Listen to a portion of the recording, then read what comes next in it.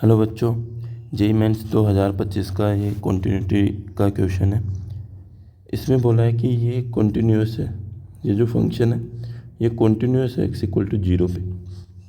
अगर कोई भी फंक्शन कॉन्टिन्यूस है इसका मतलब left hand limit, right hand limit और f ऑफ 0 इक्वल होंगे तभी कॉन्टिन्यूस रहा होगा। मतलब limit x tending to 0 minus f of x, limit x tending to 0 plus f of x equal हो f ऑफ 0 के, तभी कॉन्टिन्यूस होगा। ठीक है, तो सबसे पहले RHL सोल्व कर लेते हैं। RHL सोल्व करने के लिए limit x tending to 0 minus, 0 minus मतलब x 0 से छोटा है और x 0 से छोटा है इस फंक्शन के लिए।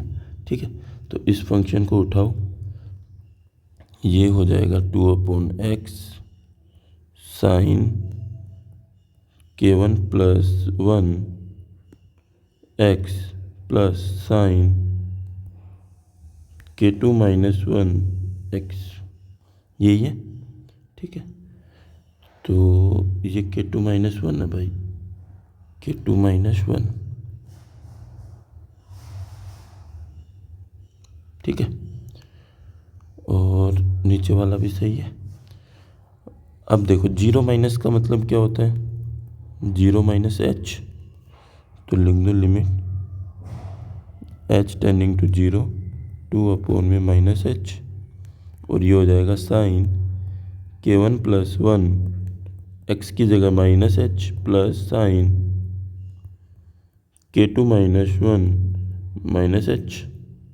ठीक है, अब साइन जो है वो माइनस को बाहर निकाल देता है, तो दोनों से माइनस बाहर आएगा और मैं h माइनस h से मल्टीप्लाई कर दूँ, 2 तो कांस्टेंट है तो बाहर आ जाएगा लिमिट से, और ये हो जाएगा minus sine k1 plus 1 h upon में h plus sign,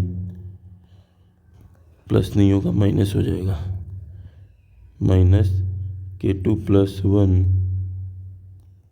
h upon में माइनस h, क्योंकि h माइनस का है बाहर। ठीक है, और 2 लिमिट माइनस से तो माइनस कैंसिल हो गया। मैं इसमें k1 प्लस 1 से ऊपर और नीचे मल्टीप्लाई कर रहा हूँ, और कर क्यों रहा हूँ, क्यों कर रहा हूँ k1 प्लस 1 h, क्योंकि फिर इसका लिमिट क्या हो जाएगी, 1 हो जाएगी, क्योंकि साइन x अपॉन x की लिमिट क्या होती है, 1 होती है साइन x अपॉन x की। और यहाँ पर साइन के पास कुछ नंबर है तो वो नीचे भी होना चाहिए, तो मैंने इसको मल्टीप्लाई और डिवाइड कर दिया, plus k2 plus 1 sine k2 plus 1, k2 minus 1 है भाई, माइनस 1 h अपॉन में k2 माइनस 1 h। ठीक है, यहाँ पर भी माइनस होगा। ठीक है, -1 हो गया, -1 हो गया, डन। अब इसकी लिमिट भी क्या हो गई, 1 हो गई, तो ये हो गया 2 k2 plus 1 plus k2 minus 1, तो 1 से 1 कैंसिल, तो ये आ गया 2 k1 प्लस k2। ठीक है, ये क्या है अपना LHL, और LHL किसके इक्वल दिया है, F0 के, अरे F0 के इक्वल है। ठीक है, तो F0 की वैल्यू क्या थी, 4, F0 4 ही है, F फंक्शन में 0 रखेंगे तो ये वैल्यू दे देगा। ठीक है, तो ये हो गया F0 4 दे रखा है, तो यहाँ पर हो गया 2 k1 प्लस k2, तो 2 से तो 2 ये कट गया 2 टाइम, तो k1 plus k2 equal to 2। ठीक है, अब दूसरा फंक्शन सोल्व कर लेते हैं।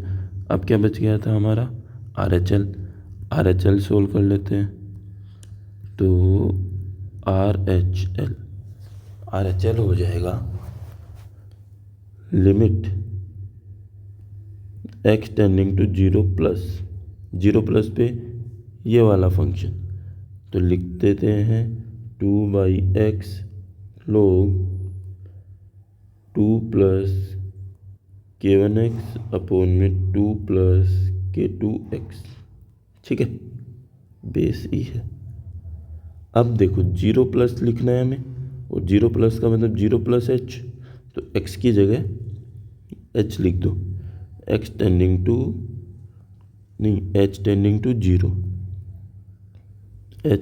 टू जीरो, तो ये होगा 2/h log 2 plus k1h upon में 2 प्लस k2h। ठीक है, इतना कर लिए। अब इसकी लिमिट कैसे निकालनी? अगर तुम h को अंदर रखोगे तो ये बन जाएगा log 2/2, और अपॉन में 2 बाहर था और h था, तो h हो गया 0, और log 1 क्या होता है, 0/0 की फॉर्म बनती है। ठीक है, तो 0/0 की फॉर्म के लिए क्या करते हैं, एल हॉस्पिटल लगाते हैं। ठीक है, अगर मैं इसमें एल हॉस्पिटल लगाऊंगा तो क्या आएगा, limit h tending to zero, 2 as it is है। log का डेरिवेटिव क्या होता है, 1/x, तो 1/2 k1h अपॉन में 2 प्लस k2h। चैन रूल से इस अंदर वाले का वापस से डेरिवेटिव होगा, तो वापस होगा तो 2 प्लस k2h का स्क्वायर, u अपॉन v में v का स्क्वायर होता है, फिर v को एज इट इज रखा जाता है, फिर किसका, u का डेरिवेटिव, फिर 2 प्लस k1h, फिर बाहर k2, और अपॉन में h, इस h का डेरिवेटिव, इस h का क्या होगा 1। अब लिमिट डायरेक्ट पुट कर दो, तो लिमिट पुट करने के बाद में क्या बचेगा अपने पास, 2, ये ऐसे चलता है भाई, 2 प्लस 0 अपॉन में 2 प्लस 0, h की जगह 0 रख रहा हूँ तो पूरा 0 हो गया।